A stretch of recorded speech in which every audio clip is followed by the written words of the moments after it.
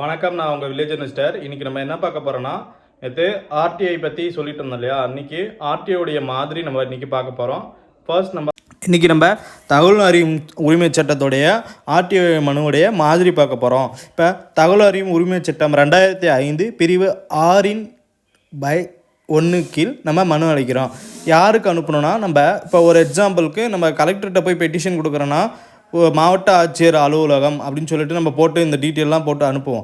But இங்கே இந்த தகவல் அறியும் உரிமை சட்டத்தில் பொது தகவல் அலுவலர், அதாவது எந்த துறை, இப்போ ரெவன்யூ துறையாக இருந்தால் ரெவன்யூ துறை, இல்லைன்னா வேறு நிலம் அளக்கிற துறையாக இருந்தால் அந்த துறைன்னு சொல்லிட்டு அது எந்த அலுவலகம், அதாவது மாவட்ட ஆட்சியர் அலுவலகம் அப்படின்னு மென்ஷன் பண்ணிவிட்டு எந்த மாவட்டம், தமிழ்நாடாக இருந்தால் தமிழ்நாடுன்னு சொல்லிட்டு நீங்கள் மென்ஷன் பண்ணணும். நெக்ஸ்ட்டு வந்து பார்த்திங்கன்னா ஃப்ரம் அட்ரஸ், உங்களுடைய பேர், அடுத்தது உங்களுடைய வீட்டு அட்ரஸ்ஸு, இந்த டீட்டெயிலாக எழுதிட்டு உங்களுடைய மொபைல் நம்பர் கன்ஃபார்மாக எழுதணும். அடுத்தது பொருளில் வந்து தகவல் அறியும் உரிமை சட்டம் 2005 பிரிவு 6/1 மென்ஷன் பண்ணணும். அதாவது மனு மதிப்பிற்குரிய ஐயா அவர்களுக்கு தகவல் அறியும் உரிமை சட்டம் 2000 பிரிவு 6/1 கீழ்கண்ட தகவல் வழங்குமாறு பணியன்புடன் கேட்டுக்கொள்கிறோம் அப்படின்னு சொல்லிட்டு போட்டுட்டு ஃபர்ஸ்ட் தகவல் என்ன கேட்குறீங்கன்னா, நீங்கள் ஒரு மனு கொடுத்துருப்பீங்க இல்லையா, அந்த மனுக்கான பெட்டிஷன் இந்த தேதியில் நான் கொடுத்தேன், இன்றைக்கி இந்த தேதி ஆகுது, இதுக்கான டெய்லி இன்ஃபர்மேஷன் ரெக்கார்டு, ஃபுல் ரெக்கார்டுன்னு சொல்லிட்டு அவங்க மெயின்டைன் பண்ணுவாங்க. அதை வந்து நீங்கள் கேட்குறீங்க. அடுத்தது இதுக்கு யார் யார் அப்ரூவல் பண்ணுவோம், ரெண்டாவது தகவல் என்ன கேட்குறீங்கன்னா, இதுக்கு யார் யார் அப்ரூவல் பண்ணுவாங்க, இது எந்த தேதி யார் யார்கிட்ட இருந்தது, அதாவது ஒருத்தவங்களுக்காக மாறும். விஏஓலேருந்து தாசில்தாருக்கு மாறும், தாசில்தார்கிட்டருந்து அடுத்தடுத்த டிவிஷனாக மாறுது இல்லையா, அது யார் யார்கிட்ட மாறி இருக்கு, அவங்களோட நேமு, அவங்களோட டிசிக்னேஷன் எந்த தேதிக்கு மாற்றப்பட்டுருது, இந்த டீட்டெயிலெலாம் கேட்கணும். அடுத்தது மூணாவது பார்த்தீங்கன்னா, நீங்கள் என்ன தகவல் கேட்குறீங்கன்னா, நான் மனு அளித்தேன்னா, ஒரு மனு அளிக்கிறேன்னா 30 நாளுக்குள்ளே நடவடிக்கை எடுக்கணும். ஆனால் நீங்கள் இந்த மனு மீது இந்த டிபார்ட்மெண்ட்டில் எத்தனை நாள் இருந்து, இந்த டிபார்ட்மெண்ட்டில் எத்தனை நாள் இருந்து, அந்த டீட்டெயில் நீங்கள் கேட்குறீங்க.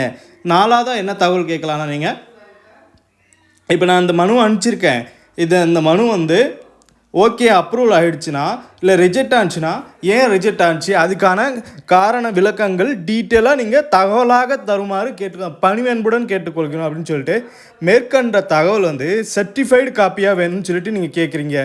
இந்த மனுவின் தகவல் அறியும் உரிமை சட்டம், அதாவது தகவல் அறியும் உரிமை சட்டத்துக்கு கீழே நீங்கள் கேட்குறீங்க. இப்போ இந்த தகவல்லாம் பார்த்தீங்கன்னா ஃப்ரீயாக கொடுத்துருவாங்கன்னா, ஃப்ரீயாக கொடுக்க மாட்டாங்க. இதுக்கான 10 ரூபா கட்டணம் நீங்கள் செலுத்த வேண்டியது இருக்கும். அந்த 10 ரூபா கட்டணங்கிறது நீங்கள் எப்படி செலுத்தணும்னா, கோச் ஸ்டாம்ப்பு இல்லைனா இந்தியன் போஸ்டல் ஆர்டர் மூலயமா செலுத்தலாம். அதுவும் வந்து பார்த்திங்கன்னா ஆன்லைன் மூலயமா கூட நீங்கள் பே பண்ணி கொடுத்துக்கலாம். அடுத்தது வந்து பார்த்திங்கன்னா, இந்த தகவல் வந்து அதாவது நம்ம வந்து ஒரு தகவலுக்கு 30 நாளுக்குள்ளே கொடுத்துடணும். அந்த 30 நாளுக்கு கொடுக்கலனா அதுக்கு மேலே நீங்கள் மேல்முறையீடுங்கிறது போகலாம். அது 19/1 நம்ம மேல்முறையீடு போகலாம். அடுத்தது உங்களுக்கு திருப்தி இல்லைனாலும் நீங்கள் அதுக்கு மேல்முறையீடுங்கிறது பண்ணலாம். அதுவும் இல்லாமல் பார்த்தீங்கன்னா, நீங்கள் நெக்ஸ்ட்டு என்னென்னா, சரிங்க இந்த மனுலாம் கொடுத்தாச்சு, இந்த தகவலாம் கேட்டிருக்கோம், உங்களோட டீட்டெயிலாம் கொடுத்துட்டீங்க, தேதி போட்டிங்க, கையெழுத்தெல்லாம் போட்டிங்க, எல்லாமே அனுப்பிச்சிட்டிங்க. கோல் ஸ்டாம்ப் வந்து பார்த்தீங்கன்னா நீங்கள் எங்கே ஒட்டணும்னா, டாப்பில் அவங்க ஃப்ரம் அட்ரஸ் இருக்குது இல்லையா, அந்த டாப்பில் ரைட் சைடு கார்னரில் உங்களுக்கு கோட் ஸ்டாம்புங்கிறது எங்கே வேணாலும் கோர்ட்டுக்கு வாட்ஸ்அப்பில் போய்ட்டு நீங்கள் கேட்டிங்கன்னா கோட் ஸ்டாம்ப் இருந்து கிடைக்கும்.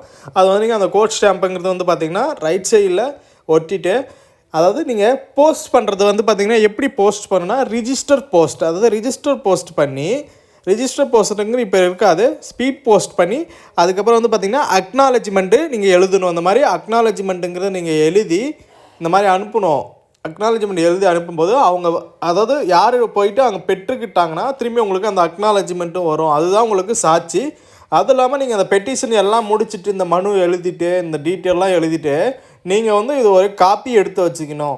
ஃப்யூச்சரில் அவங்க என்ன தகவல் கொடுத்துருக்காங்க, நீங்கள் என்ன கேள்வி கேட்டிருக்கீங்க, நீங்கள் அனுப்பின இந்த டீட்டெயில் எல்லாமே வந்து ஃப்யூச்சரில் வந்து நீங்கள் 19/1 நீங்கள் அப்பீல் போனீங்கன்னா அதுக்கு வந்து என்ன பண்ணால் இதை அட்டாச் பண்ணி அனுப்பணும் இல்லையா, அதுக்காக பயன்படும். ஃப்ரெண்ட்ஸ், என் சேனலை பிடிச்சிருந்தா நீங்கள் சப்ஸ்கிரைப் பண்ணுங்கள், ஷேர் பண்ணுங்கள், உங்கள் ஃப்ரெண்ட்ஸ்க்கு லைக் பண்ணுங்கள்.